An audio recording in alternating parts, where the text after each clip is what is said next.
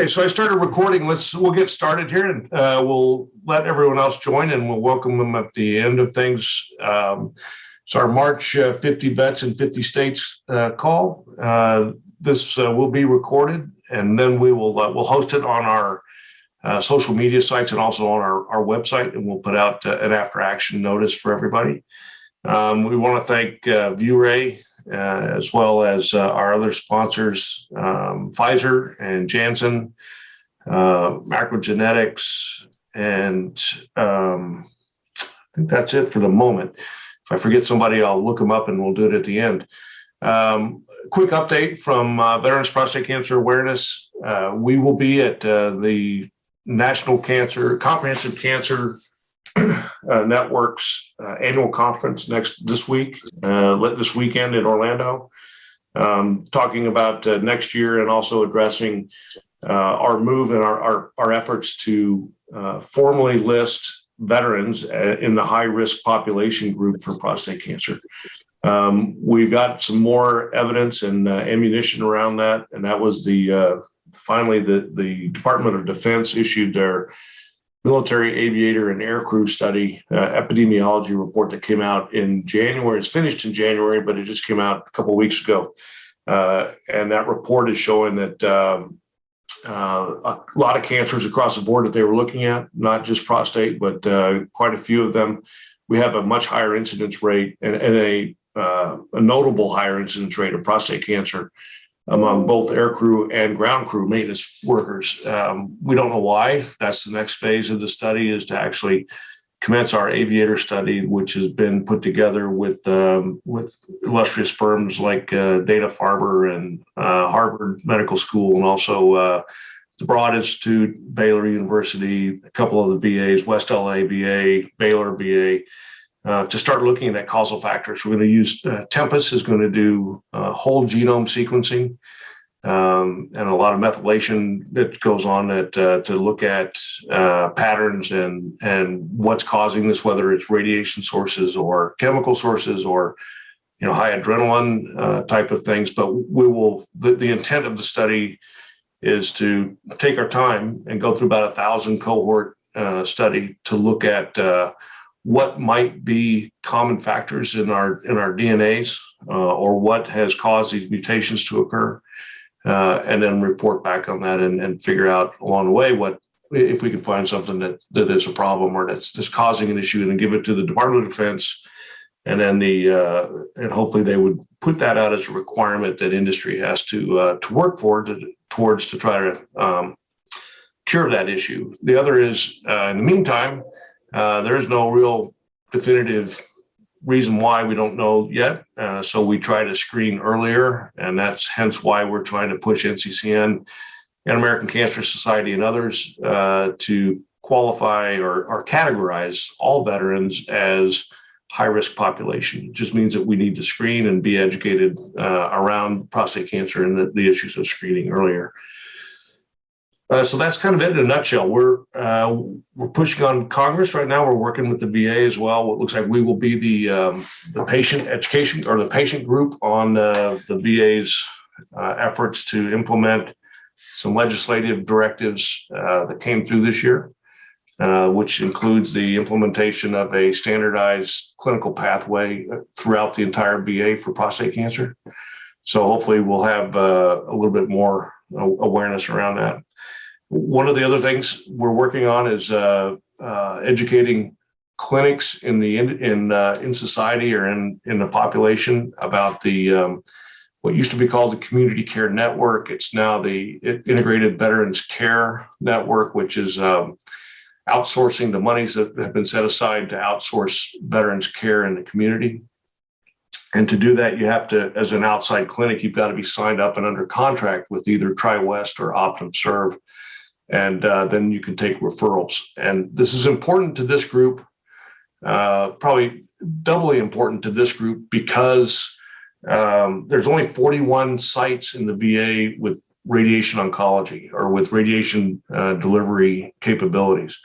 So if you're not in one of those 41 sites, and there's 171 VA hospitals, so we have 130 sites that don't have the ability to deliver radiation treatment to prostate cancer. So if we're pushing guys to get earlier screens and they can find these cancers earlier, and even metastasis and that sort of thing, obviously radiation and precise radiation SBRT is a good option. It's non-invasive, it's quick, it's easy, it's it gets guys back to work faster, you'd lose a lot less time, and it's incredibly effective. I mean, I think the studies are showing, and doctor, please correct me if I'm wrong, but I think the studies are showing that it's just as effective as prostatectomy these days if it's caught early. I'm saying you're doing my talk for me, so I can just sit back. That's okay. We're done. So I'm finished with all that. We don't have any government officials on today, so that's good. But I'm going to turn it over to you, and we will let you get started.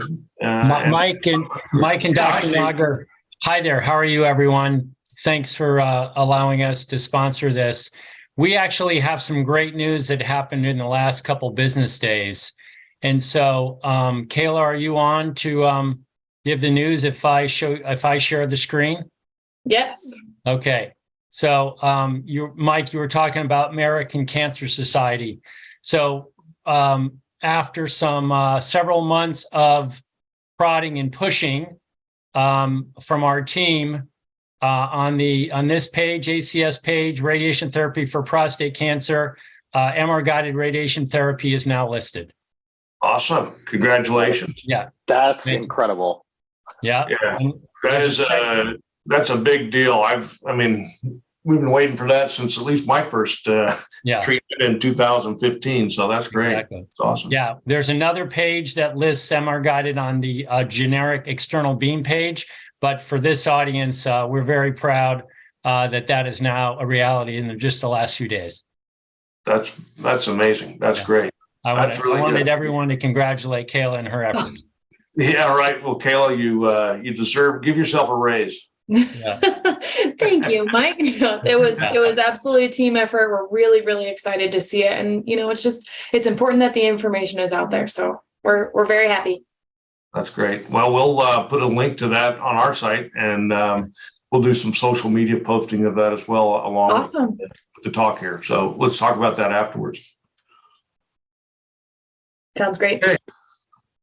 Dr. Nagar, over to you. Yes. So let's talk about this. Let me move some screens around so I can actually see things. All right. So first of all, thanks for the invitation. I love talking about this topic, and I love talking to this group about this topic because it's close to heart for many of us. So today we'll obviously be talking about MR-LINAC, as Steve referenced in the ACS for prostate cancer radiation. And, as that ACS blurb sort of showed, if your eyes are open, you're going to see things that are worth seeing. So with that, so these are my disclosures. And so today what we'll do is discuss why, what the rationale for MR-LINAC in prostate cancer is, sort of our workflow using the ViewRay MR-LINAC, trials that have been done and are ongoing for localized prostate cancer, and then MR-LINAC trials with ViewRay in the post-operative setting, because we know after surgery, some men do require post-operative radiation. Right. So already there's a massive imaging revolution in prostate cancer. So, 30 to 40 years ago, this is how we looked at the prostate. We would look at a plain film X-ray and sort of guess where the prostate was. And that's why we saw incredible urinary and rectal toxicity. Then, the advent of the ultrasound, where we could actually physically see the prostate, and brachytherapy had a revolution at that point. Initially low dose rate with seeds, and then high dose rate with catheters. And so that's why many men in the 80s, 90s, and still now get brachytherapy plus minus external beam. Then the fiducial era came around, where, we could put fiducial markers, and not necessarily know the exact area of the prostate, but we knew that generally, if things were going to move within snapshots, the fiducial markers would capture it. And then finally, more recently, we have, CT and cone beam CT, so you can get 3D visualization of the bladder, which is here, the prostate, and the rectum posteriorly. But at the same time, nothing was quite real time. These were all snapshots while the beam was off. And so MRI, the advent of MRI came out, and then, we use it on multiple levels, not just for treatment, but for diagnosis and planning, which we'll get into. And now, as Mike was alluding to earlier before everyone hopped on, imaging diagnostics has really improved with PSMA and other diagnostic materials here. So here we're seeing, an MRI, and then you combine the MRI with PSMA, and you really get a sense of where the cancer is and the ability to target it. So we've incorporated all of this into the trials that I'm going to speak about. So like I mentioned before, these are two landmark papers. MRI has already been used in diagnosis and shows superiority in terms of detecting clinically significant prostate cancer versus not having an MRI. So now most men should be getting an MRI prior to biopsy in order for the urologist to target not just the entire prostate, but focus on the areas that are suspicious on MRI. So we know we use it in diagnosis. Our surgical colleagues also use it for surgical planning. So, here we see where the neurovascular bundles are, so they can decide pre-operatively what they might be able to spare or not spare in terms of sexual potency. They can how to approach the urethra and have the length of the membranous urethra outside of the prostate in terms of speaking to the patient about continence. And then, of course, how you approach the lymph nodes, how you're going to approach the bladder neck. So MRI is also used for surgical planning in a great amount. And MRI is not new to radiation oncologists. We've been using it for a long time for treatment planning. Here, you see an MRI, and here you see a CAT scan that we generally have for our traditional CAT scan planners. And then we merge these images in order to draw out the prostate. But even here, you can see there's still co-registration issues where if you draw on the MRI versus CT, you're going to have some misregistration between the two when you're relying on registration between two different types of scans. So it's not that MRI is new, but it's still was not perfect for us. And then even more of a side-to-side view of looking what MRI looks like versus CT. It's a pretty black and white picture on the left where you can see the bladder, the rectum, the prostate itself, the penile bulb, versus on the right, you just see, basically shades of gray, and then trying to, distinguish between these interfaces, and minimizing dose to these interfaces is what, leads to better toxicity results, which we'll talk about in a bit. And so with that, our workflow is we offer patients rectal spacer. We use both, so no bias to one or the other. But what we don't need to do is have an MRI afterwards or fiducial markers. So patients, whether they elect for spacer or not, can get a rectal spacer, simmed on the same day, and then come back the following later that week or the following week to start their treatment. So it's a very rapid workflow in terms of once they decide on treatment to move forward. Standard CT and MRI simulation, we're hoping to eliminate the CT simulation in the near future because of various AI platforms that can run reverse CT based upon the Meridian platform itself. And this is the proof in the pudding here. So what this shows is that, you have real-time MR imaging and beam gating. So here you can see the prostate seminal vesicles. There's the spacer there, and even if it moves a little bit, the machine beam gates off. The target's out of bounds, and therefore the target's out and the beam's off. And even though by the human eye, we'll see in a few seconds that it looks like it's going to rest back into position in a little bit, it still hasn't completely rested in. So you're seeing, the bladder flow here. The gas pocket hasn't quite passed. I mean, even here, it still looks like it's about, pretty close, but not until it totally rests ins will the target be in bounds back again. So it's truly millimeter accurate precision in terms of your gating. And we use as you can see, the boundary we're using is 2 millimeters. So they're very tight on our planning and treatment margins here. And, this is sort of gives you the bigger view of everything here in terms of what the real time looks like. So, only when the prostate's in bounds will the machine treat. And you can see that, the machine moves around the patient as the prostate's not in bounds. As we see from the zoom in close up here, the machine won't treat. And we can't control these motions, right? Bowel, rectal distension, gas passing, bladder distension moving down.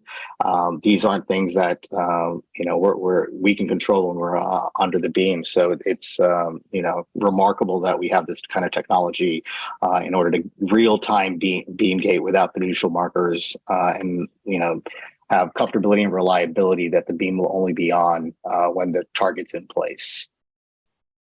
And so with that, let's talk about some data here. So this was sort of the landmark trial that reported not too long ago. So it was comparing magnetic resonance imaging guided with ViewRay compared to CT guided stereotactic body radiotherapy in the Mirage trial. The primary endpoint was that of toxicity, and this was led by Dr. Kishan from UCLA. So it was 178 patients randomized to each arm. Initially, it was supposed to be a 300 patient trial, but because of the results, they were told to stop early because of the superiority of the MR. And what we see here is the acute toxicity from MRI compared to CT was less both in the urinary domain and bowel domain. So this was proof of the pudding that MR guidance real-time with real-time gating is going to lead to better urinary and bowel side effects in the near term. So we're going to wait for longer term data on this, but the trial was stopped early because of the superiority of MRI. And we see this again, in terms of the urinary incontinence scores, the bowel domain scores, and the change in the IPSS, which is a function of urinary symptom scores. And this again is from the JAMA Oncology article showing, the key take home here is the proportion of grade 2 or higher toxicity was 43% in the CT arm and only 24% in the MRI guided arm. So it was very important for this study to be performed because it showed us the superiority with acute side effects with MRI guided radiation therapy, specifically with ViewRay. And so what we've done is, had continuing ongoing trials using ViewRay and this one incorporates PSMA PET. So Dr. Marciscano from our institution is running combining PSMA PET and MRI, and what these patients undergo is SBRT with the ViewRay with integrated PET information. So they'll receive a whole gland dose, but a boost to this particular area at a higher dose. And the outcome is to look at toxicity and outcomes at 2 years. So this study is ongoing, almost complete. And we hope to report it soon. And then after Mirage was reported, knowing that data, the question is, can we actually go down further SBRT routes? So, the standard SBRT is 5 fractions across the world. And our question was, can we do this in 2 fractions? Because we know from HDR, high dose radiotherapy therapy, we can do those in 2 sessions. So can we do MRI guided SBRT in 2 sessions? So this trial is ongoing right now between Cornell, Genesis Care in the UK, UCLA, and Penn State. And what it's basically looking at is the standard SBRT with an integrated boost allowed up to 45 gray, and then 2 fractions given 1 week apart. Which we think, is definitely more convenient for the patient. And the primary question is there change in toxicity symptom score? The hypothesis is that there's no difference between the two, but we should hopefully have data within the next few years. And moving from that intact setting to the postoperative setting, again, the UCLA group put out a trial looking at quality of life outcomes for patients with localized prostate cancer after prostatectomy in this, what was called the Scimitar multi-center phase 2 trial. And what they, again, see here is, the MRI arm did better than CT arm. Now, this was not a randomized trial between the two. I initially started on CT and then moved to MRI, but this is starting to give us a notion that toxicity is better using MRI guidance, and they are currently running another trial called Excalibur, which is a single arm phase 2, just with MRI guidance alone. So we look forward to that data. This is just showing the multivariate analysis showing that independent of many other things, it's the MRI guidance that led to the decreased toxicity. And so what we have ongoing at Cornell ourselves is a randomized trial comparing 20 treatments postoperatively to 5 sessions given over 2 weeks. So again, SBRT in the postoperative setting. This trial is near complete. So we hope to have early data within this year, early next year, just looking at 5 fractions compared to what we consider standard 20 fractions, both on the MR-LINAC with ViewRay. And again, this is why we think we run this trial, because just as we see in the intact setting, the postoperative setting can have movement too. So here's the prostatic fossa, and you see the rectum completely move into the field here. And when that happens, you definitely want the beam to stop. And unless you have real-time imaging, you're not going to be able to see this. So we're excited to hopefully have some data on this soon.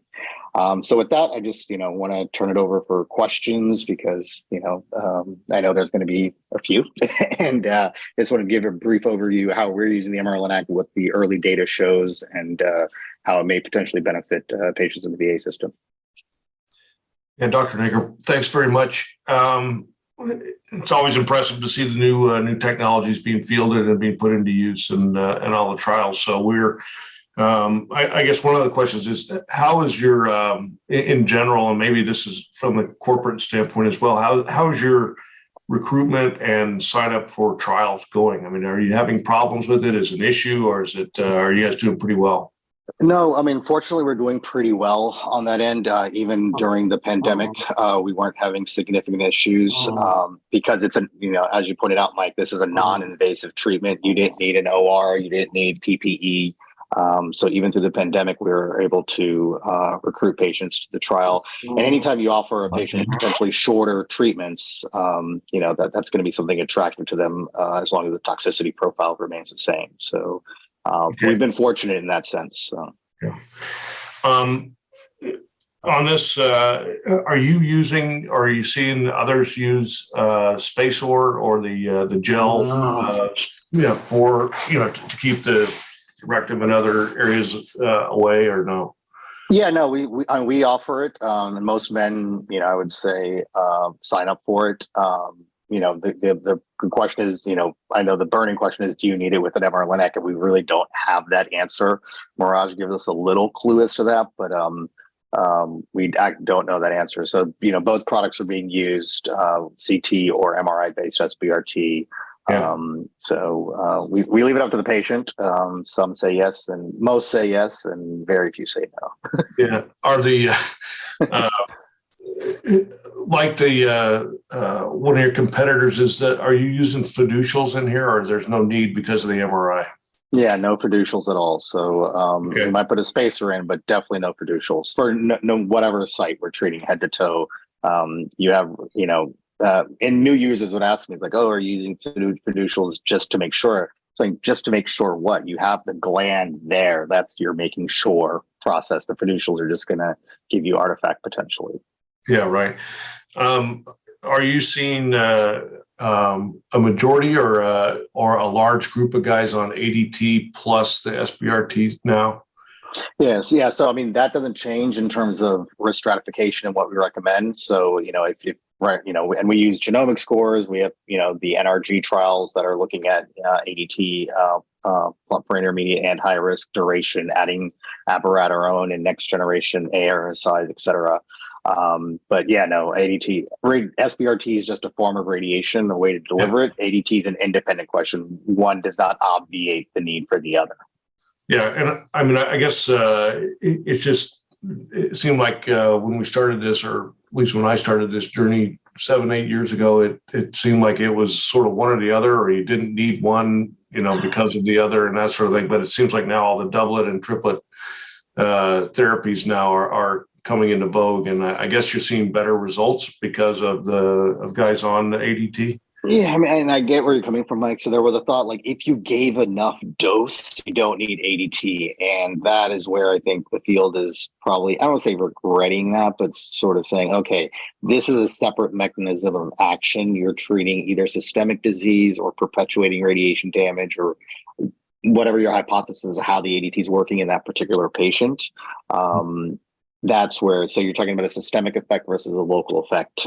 So, if a patient needs ADT, we definitely recommend it, whether it's given, the radiation is given over 9 weeks, 4 weeks, or 5 days, or 2 days. If there's an indication for ADT, we're not saying that the SBRT is going to make up for that ADT. Okay, sure. Are you doing, or who is doing, I'm sure you're looking at the oligometastatic or multiple site type of radiation therapies. Are you doing that now, or is it Yes. Yeah. So we have a few trials looking at that, both with, PSMA targeted therapy, then also external beam, SBRT plus PSMA targeted therapy, newly metastatic patients.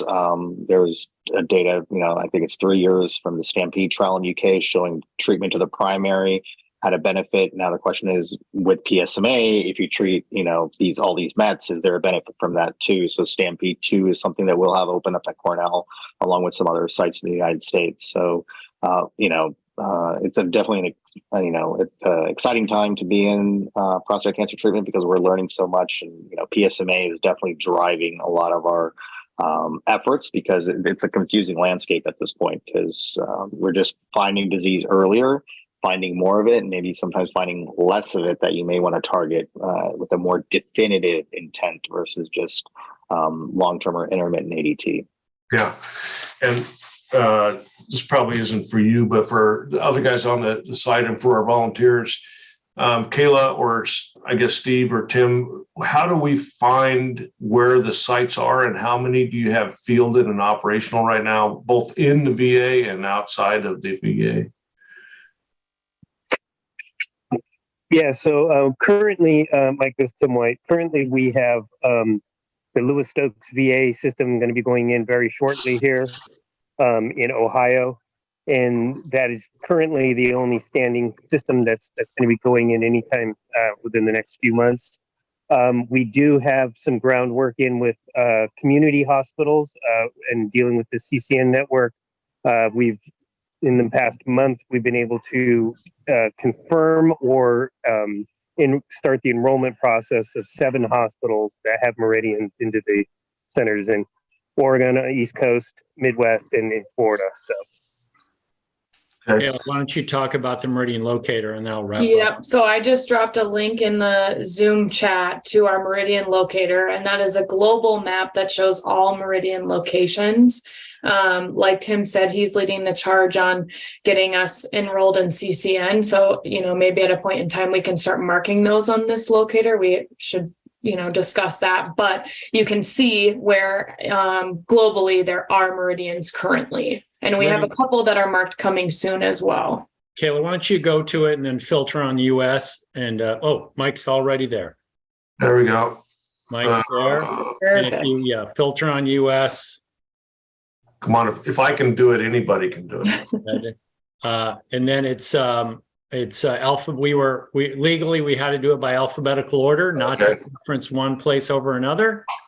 And then one other thing to do, Mike, is scroll to a place. Scroll down to the first Dana-Farber. Scroll on no, better yet, scroll on Cornell. Dr. Nagar's location, which will be under I think it's New York Presbyterian. New York Presby. Yeah. Right there, and hit view details. And then basically that will take you there. So okay. Now I guess a question from our perspective, is there a place on here where it says if they're a member of the Community Care Network or now the Integrated Veterans Care Network, or could we recommend that we put that on there somehow? Yeah, I think that that's a great thing to add on each listing. So as we get those updated and enrolled, we'll add those on the website. Okay. If you go back to the Finder and you see that we have. So the VA Louis Stokes in the Cleveland area will start treating patients about mid-May. That's what Dr. Kumar tells us. Okay. And the other locations that have publicly announced the acquisition of a Meridian system are the VA in Ann Arbor and the VA in Houston. Okay. So we're continuing to work with some of the other VAs. Those will start treating the VA Ann Arbor and VA Houston. We'll start treating patients end of 23 and early part of 24. Okay. There, I'll share our screen again here. So. Yeah, so I think we have VA Louis Stokes. Okay. If you scroll down, we should have that right there. Louis, L, starting with L. There we go. There you go. Yeah. Coming soon. Yeah. Yeah, Okay. coming soon. Yep. So, Great. but like Tim was saying, Tim's working. We know that. Tim, do you want to talk about Genesis Care Fort Myers, who just went live, treated a veteran? Yeah, can you hear me? Yep, go ahead. Sorry, my internet's unstable at the house, and I'm trying to find a good space to talk on my phone. Yeah, today we had our Genesis Care Fort Myers just went live with their system install, and Dr. Rod Ellis is treating down there, and they treated their first veteran through the CCN network today. They were very first fraction of treating this veteran. So they said as a hospital as a whole that they do get a lot of referrals, and they immediately enrolled with the CCN to be able to treat the vets, and they're looking forward to really opening that up down there in South Florida. Oh, that's great. No, it's really good. Thank you guys for pushing that and getting it done. Okay. Yeah, and Mike, and tomorrow I have an engagement call with Northside Hospital in Atlanta, who are super excited about this program and also getting enrolled. So they actually came after me for this to get enrolled in this. So good news is spreading. So.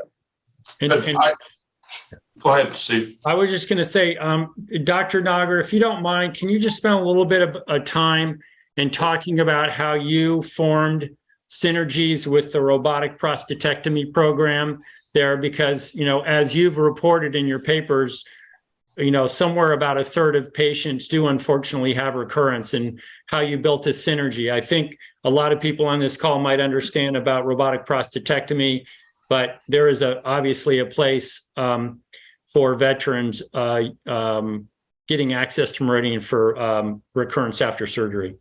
All right. So, every patient, Mike, you were alluding to this earlier, there was a large trial that now reported 15-year data out in New England Journal of Medicine of active monitoring versus surgery versus radiation. And it included, mainly low and intermediate risk patients. So there's no difference in outcomes. So I never tell anyone that, if you get surgery, you're going to do better or worse than radiation, and vice versa in terms of a prostate cancer outcome. It's all about the side effect profile and what that patient wants to choose.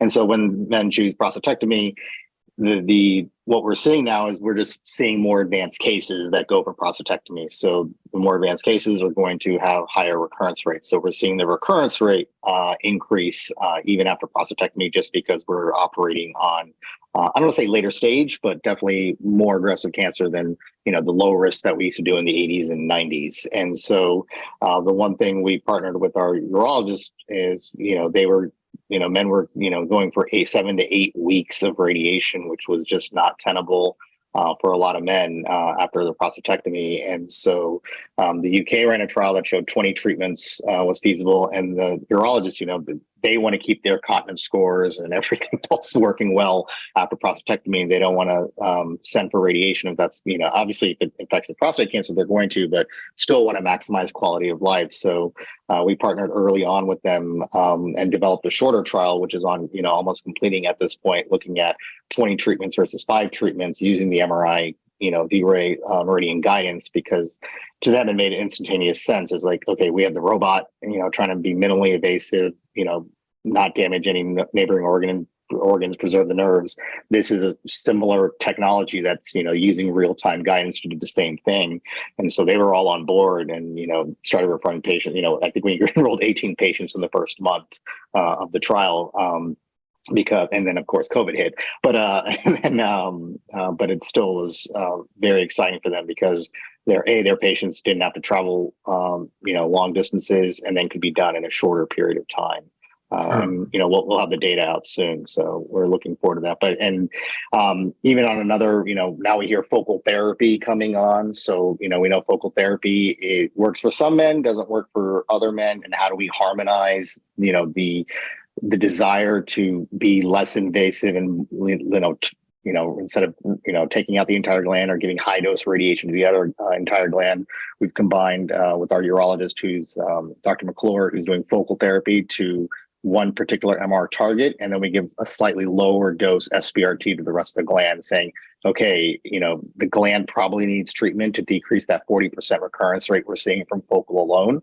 Perhaps combining the therapies, we can maintain the urinary and sexual function and not have the failure. So that's another way we're partnering with our urologist to make sure that we continue to investigate new technologies that are coming out and maximize the quality of life for all the patients that we see.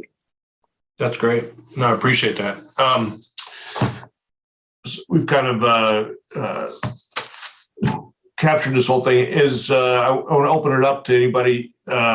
Anybody questions? I see Brian there and Tom. How are you? Good to see everybody.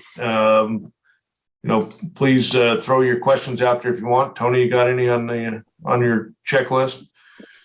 Yeah, I just got a curiosity. I want to make sure I understand the whole VA meridian process. For a patient who's in the decision-making place of what type of treatment they're going to get, are there certain treatments that, as far as the meridian is concerned, that the meridian is off the radar for something they would select or be able to select? The only thing that I've not been able to, if someone has a pacemaker or cardiac device that is purely MRI incompatible, meaning that it's not, they couldn't get an MRI for their diagnosis or anything. So I would say 99.9% of the patients I've seen have opted for the meridian treatment. It's those rare cases of a cardiac device being completely MRI incompatible that they could not get the meridian treatment. And most think like, oh, what about claustrophobia? So there's ways to medicate against that, and we see many claustrophobic men. And so that has not been a rate limiting step either. So the only time that I've really seen an issue is that the cardiac devices, basically it's a 20-year-old device that's in their heart that they don't want to replace. We actually had one patient that did actually go for a replacement. It was due for a replacement or at that time too, so it worked out. But that did happen. But, it's been no issue, even those with defibrillators and pacemakers. We have actually, we have a guide on how to use it with those. So it's the reps come in, they put in MRI safe mode, come, leave, patients get their treatment and move on. So, well, it's been great to see the progress that's been made. I was treated with radiation almost 11 years ago, and this was not available. And had it been available, I believe that the side effects that I've been suffering with for those last few years would not have occurred because of the precision and the way you are able to see the prostate and irradiate the prostate exactly where it needs to be. I think that's great. And as an advocate now, talking to men, because of this information, I can go back and say, hey, look, this is a safe treatment. Well, when I got it, this wasn't available. Now this is available. So yeah, I really appreciate the fact that this is, research is going on to make things better for us. And to the company's credit, that's the one thing. URA Meridian has been very supportive of all of our academic research because anyone can develop a device and just put it out there. Radiation, you can, everyone on this call probably knows you can sell whatever toy or hammer you got, right? But they are very active in providing clinical data to show the benefit of this. And it's, paper after paper, we're just seeing more and more results, definitively showing that, this is a value added treatment. Mm-hmm.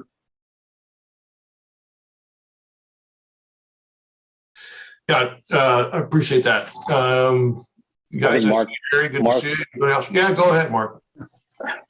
So one of the myths that's out there is that if you have radiation surgery and radiation treatment and you recur after that, you're stuck because the urologist can't do surgery. What's the myth with that, and how do you respond to that myth today?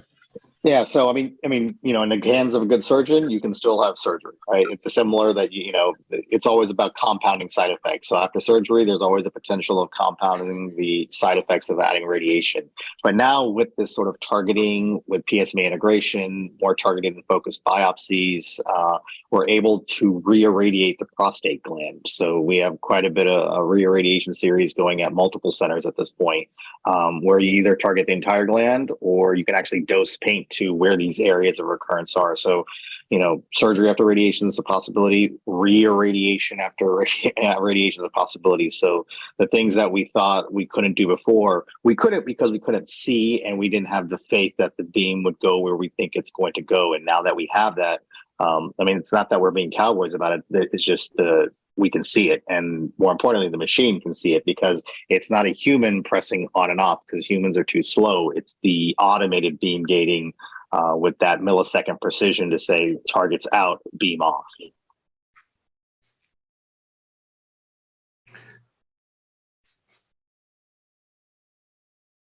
Guys, anything else? We got, I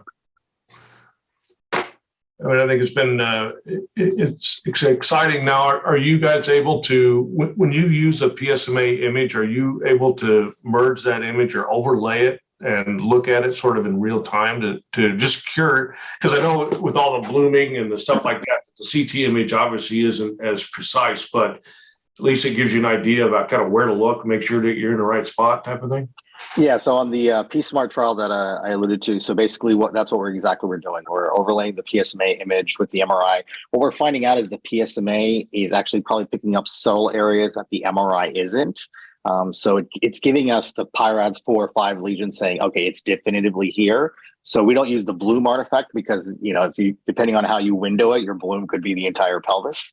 We use the MR anatomy because that gives us, especially with the view rate, it's a real dark spot you see. So you see the transition between the dark spot and sort of the shade of gray within the prostate. And then it gives us a hint. And then we look at sort of the biopsy map and say, oh, this is why we're seeing PSMA on this area. So we can start painting the dose versus just, blasting away at everything, sort of giving a lower dose to the entire gland and really targeting these areas because we don't want to focally treat because then we're missing potentially cancer that wasn't biopsied and is not PSMA avid because, PSMA is still not, it's great. And everybody's, very much in love with it because it's the best thing since sliced bread, but we know it's not the holy grail quite yet. So we don't want to over rely on PSMA, but it's definitely a great confirmation.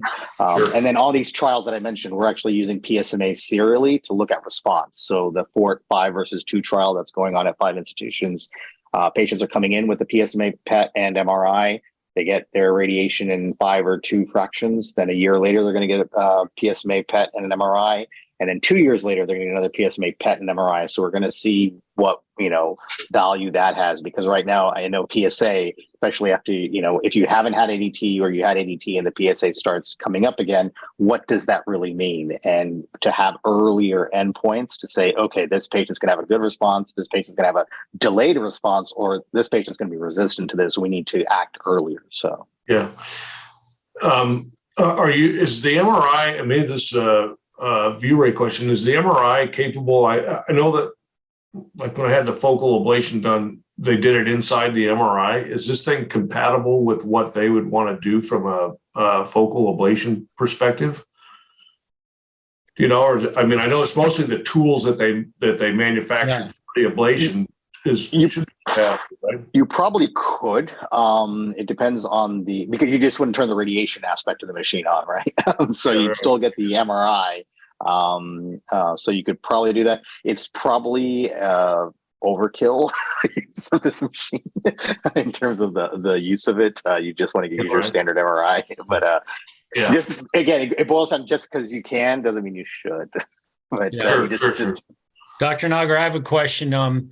Some of the narrative around MR-guided radiation therapy is sort of the time per fraction, that it sort of takes considerably longer. You and your team have been pioneers in terms of streamlining treatments. And can you speak to sort of where your team is now in terms of each treatment and then the idea that it's 5 now, it could be 2, but right. What's the time that an actual patient walks through the doorway and walks out of the doorway? All right. So I was explaining this to Mike earlier. I mean, the beam on time is very short, so 8 to 12 minutes, and we've gone even more complex on our plan. So we started around, one of my early videos in 2018 was like 15 to 16 beams. Now we're like at 22 to 23, really finessing the dose out. And just because our planners have just gotten so much more sophisticated, but even with that, our time blocks are 45 minutes, but patients can be in and out in about 20 to 25 to 30 minutes. Again, if they come in prepped and we don't have rigorous bladder filling protocols anymore, because what we found out is because you can see it, as long as there's some bladder away from the prostate, you're going to minimize the dose to that, along with the rectum. We still make patients enema just to make sure the rectums are fully empty. But and then with the upgrade that we're expecting to get in the near future, we expect those times to get down to probably 25 to 30 minutes, in room time. But right now we have 45-minute slots. Initially, we started an hour, realized, we didn't need that much time. So in and out is, and this is including, them getting wanded before, making sure they're MRI safe, there's no metal on them at all, being laid on the table, being positioned in,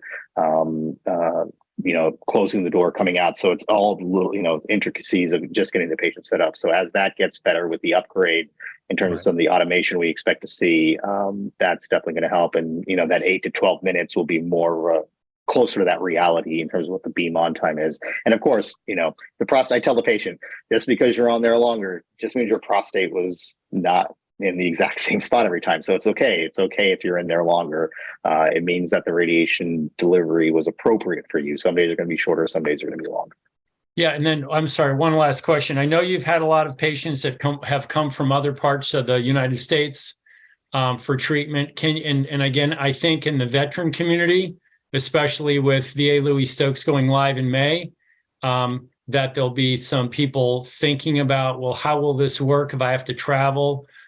Just can you tell about the experience of a patient when they come and see you? Like, how many trips do they have to make? How long do they have to stay? Yeah, so we've seen, and I've seen, veterans from other parts of the country too. Definitely we have veterans from Upper New York and then the Bronx, because there's, I don't want to say a partnership, but a way for them to get in the New York Presbyterian system. So with that, men come in for consultation. If once they make their decision, they elect for spacer or not, they get a simulation either that day or the next day. They can go back or, start treatment later that week. We have a 1-week protocol where you can come Monday through Friday. If they want to visit New York for a couple of weeks, they can do every other day treatment. So it's really, sort of the patient preference in terms of that. But it's a pretty rapid once the decision's made, because just the workflow is just that simple. And the visits after that are virtual, right? Because we have something called a PSA test. So, and they fill out, either on their iPad, or we can send them, a PDF to fill out their quality of life. So there's certain men I just see Zoom for the consultation, plus minus the spacer appointment one time during the treatment. And then we have a long-term relationship on Zoom. That's great. Anybody else comments? I'll give you one last round, and then this has been incredibly informative, but I think I appreciate the presentation. It's really great to see that, and we'll make sure that that all of our volunteers get copies of it or know where to reach it. Again, it'll be online. We put it on our website, and then we will publicize it through our social media channels and things like that. But it makes it easy for us to refer guys to, and they start asking questions about, what the heck's a meridian or who's a view ray and all that sort of thing. So, yeah. I do have a question related to side effects. And I had 37 shots of radiation about a year after prostatectomy. And it really slowed me down. I mean, I was taking naps every day. So the contrast with the system that we've heard about tonight, in terms of quality of life and continuance of, regular work and things like that, how does that compare? Yeah, so I mean, we'll have the quality of life data reported out on shorter when it within later this year or early next year. What I can anecdotally say is that we're just radiating less volume, and by doing that, you're just, I don't want to say damaging, but you're decreasing the exposure to more normal tissue. And the more you do that, the potential better. And then at the same time, coming 37 times is a part-time job for 2.5, a month and a half, 2 months, right? So that also adds to that. If you're coming in for, 4 weeks is a bit shorter than that, but if you're coming in for 5 days every other day for about 45 minutes, it's sort of a speed bump in terms of getting things done. And you're not really thinking about it as much because there's also, I don't need to tell everyone on this call, there's an anxiety and, of something that you're reminded about every day for 2 months, right? I remember as a resident not too long ago when we had, our standard was 9 weeks of radiation. I told them we're going to be spending a season with them, whether it's, winter, summer, spring, or fall, from simulation to the end of treatment, you were with them for 3 months. So. Thank you. That's great. I remember after mine, for some reason, the 2 week or 2.5 week, they always told you, be careful when you're driving or don't drive because you just can get this wave of exhaustion over you after the cyberknife. And nobody knows. They couldn't explain why, but you just hit it. And I don't know if same thing happens here. It'd be an interesting question to ask. Mark Perlow, maybe you can comment on your experience after Meridian treatment. Sure. So I agree with Dr. Nagar that for me, the decision was 45 treatments versus 5 treatments. And the idea of getting in the car, driving down, figuring out parking, arranging my normal work schedule, and the stress of that was overwhelming. The biggest problem with Meridian for me was traffic on the 405 in Los Angeles. I had no fatigue. I enjoyed the time checking out Los Angeles, and no one would have known unless I spoke to them about what we were doing at the time.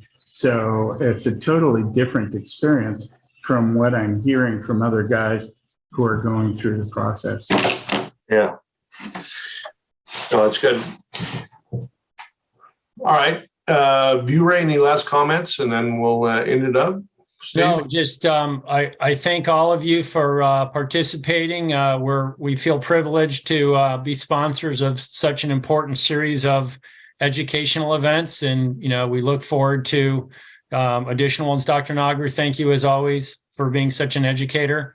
Your continued passion is just inspiring. So, and Mike, thank you for being welcoming us into your community. Tony, it's good to see you again, and everyone else.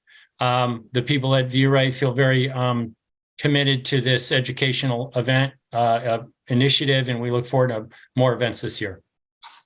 I appreciate it. Thanks again for everybody. And if that's it, any last around the horn questions, comments for the crowd, and then we'll sign off and say thanks again for everything. And Steve, thanks for bringing ViewRay to the forefront. Yeah, I just want to say very quickly for those guys that are on here who are advocates that we will be sending out in advance when we'll be having the sessions and all the information, the Zoom links, so that it won't be a last minute thing. You'll have that information. And we also would like you to join us on some calls to get your input about how we can improve the services that we do with the 50 vets in 50 states. So look forward to some correspondence that's coming from us. Wonderful. Look forward to it. Okay, Thanks, guys. Tony. Thanks, Mike. Thanks, Appreciate everybody. it, guys. Thanks, everybody. Take care. All right. Have a good week. Thanks, Doctor. Thanks, everyone. Appreciate it. Thanks, Thank you. everyone.